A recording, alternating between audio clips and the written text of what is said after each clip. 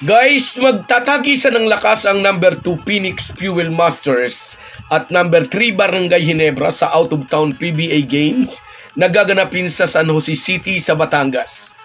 Inaasahan na magiging intense ang bakbakan dahil pangarap ng Ginebra na makaakyat sa pangalawang peso sa team standings at gusto naman ng Fuel Masters na manatiling kadikit sa itaas ng team standings ang walang talong Magnolia Hotshots. Samantala, kontrobersyal po itong nangyayari sa kupunan ng Converge Fiber Xer. So far ay may 6 na silang talo at wala pang panalo dito sa ongoing Commissioner's Cup. At ang kumakalat na pong usap-usapan, tanking daw ang kupunan ni Coach Aldin Ayo. Ang tanking po mga idol ay yung one team is playing without the intention of winning. Bakit? Upang makakuha ng advantage sa rookie draft. Di umano, tinatarget ng Converge sa susunod na PBA Rookie Draft ang bagong MPBL MVP na si Justin Baltasar.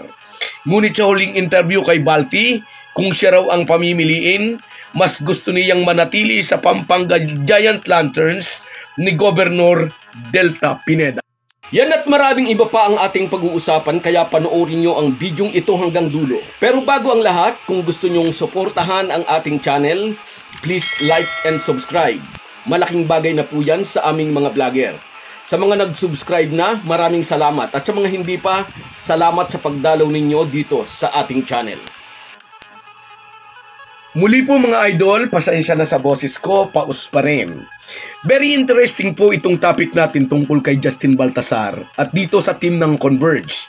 Noong nakaraang linggo lang ay runaway MVP sa MPBL itong si Balti. Habang tinanghal namang national champion ang kanyang team na Pampanga Giant Lanterns. Ang team pong ito ay pagmamayari at kino-coach ng butihing gobernador ng Pampanga na si Governor Delta Pineda. Ito pong si Governor Delta Pineda ang sana'y uupong team governor ng Converge Fiber Xer sa PBA, ngunit ang kanya pong pag-ukupa sa pwesto bilang kinatawan ng Converge sa PBA ay nireject po ng board. Sa kadahilanan na di umano'y ayaw daw nilang mahaluan ng politika ang PBA. Ayun nga po, politiko si Governor Delta Pineda.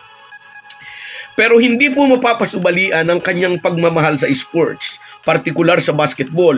Marami na siyang natulungang player na naging PBA stars, kabilang sina Arwin Santos at Iyang Sangalang.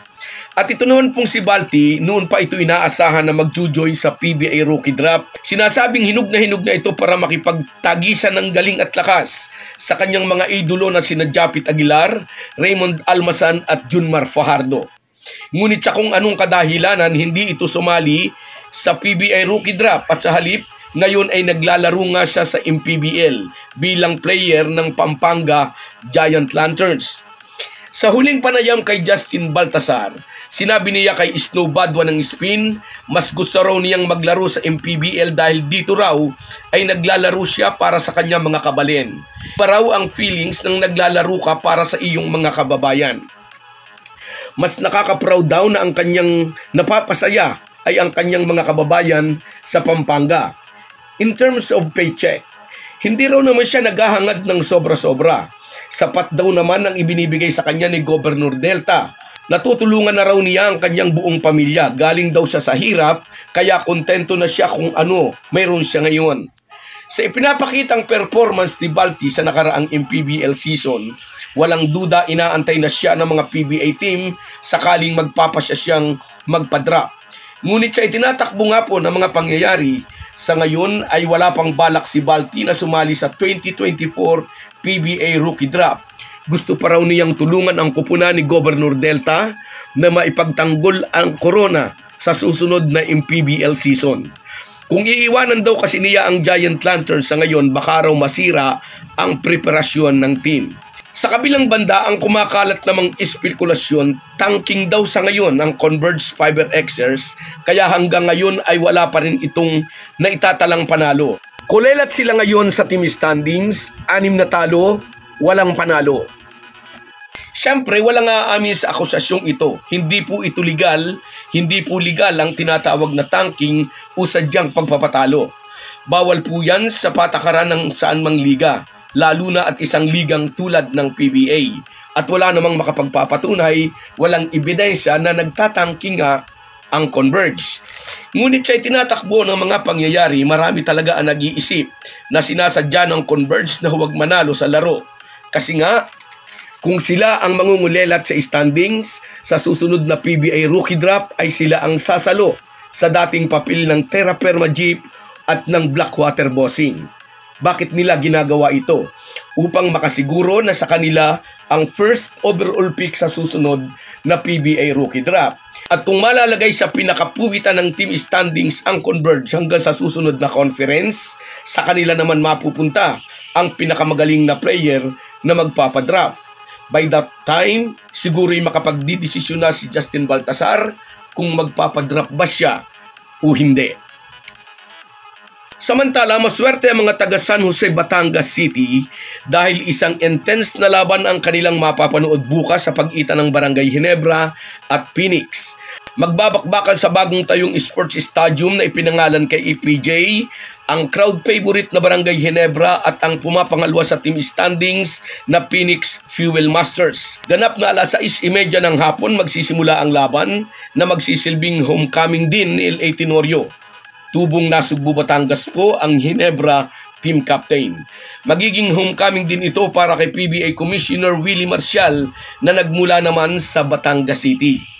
May kartadang 5 wins, 1 loss ang Phoenix, samantalang may 4 na panalo at 1 talo naman ang Ginebra. Iigting ang hawak ng Phoenix sa number 2 sa team standings kung magwawagi sila laban sa mga mag-aalak. Kung mananaig naman ang Ginebra, aakyat sila sa number 2 position at makakadikit pa sa number 1 Magnolia na nauna ng tumalo sa kanila. Ang laban bukas ay magiging banggaan din ng dalawang dependable import na sina Tony Bishop ng Ginebra at Jonathan Williams III ng Phoenix.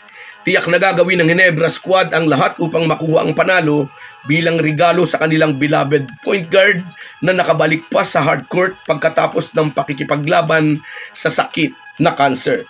Timing ang pagbabalik ni Teniente dahil nagkaroon ng minor injury ni contusions si Scottie Thompson.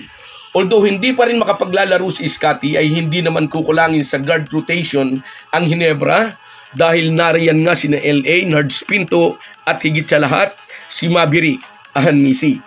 Alam ni Phoenix coach Jamaica Rin na haharap sila sa isang mahirap na laban ngayong makakabakbakan nila ang Barangay Ginebra.